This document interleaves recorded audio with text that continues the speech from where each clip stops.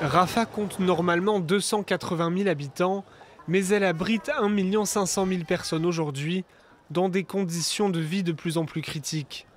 Les deux principaux hôpitaux du sud de l'enclave palestinienne sont hors d'usage après des bombardements.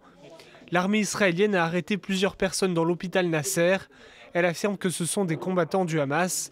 Ce dernier dit qu'il s'agit de personnel médical. MSF affirme que des patients et du personnel sont bloqués à l'intérieur. Un peu plus au nord, dans le camp de Nuseirat, une frappe israélienne a touché un bâtiment résidentiel mardi. Il y aurait au moins 12 morts.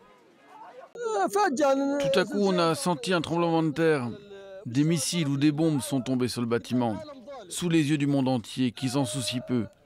Mon frère a été tué avec sa fille et son fils. Mes autres neveux sont encore sous les décombres. Alors que les maladies infectieuses se propagent, la faim et la malnutrition se répandent et font craindre un risque de famine. Le Programme alimentaire mondial explique être contraint d'arrêter les distributions de nourriture dans le nord de la bande de Gaza, alors que des dizaines de milliers de Palestiniens vivent encore là. Les derniers rapports confirment le glissement précipité de Gaza vers la famine et la maladie. La vie à Gaza ne tient qu'à un fil et le Programme alimentaire mondial se voit dans l'incapacité de pouvoir inverser la tendance. Des milliers de personnes sont désespérément affamées. Le Programme alimentaire mondial avait suspendu une première fois ses distributions quand un de ses camions avait été touché par une frappe israélienne. Aujourd'hui, l'organisme justifie sa décision par la violence et le chaos total qui règne au nord de Gaza.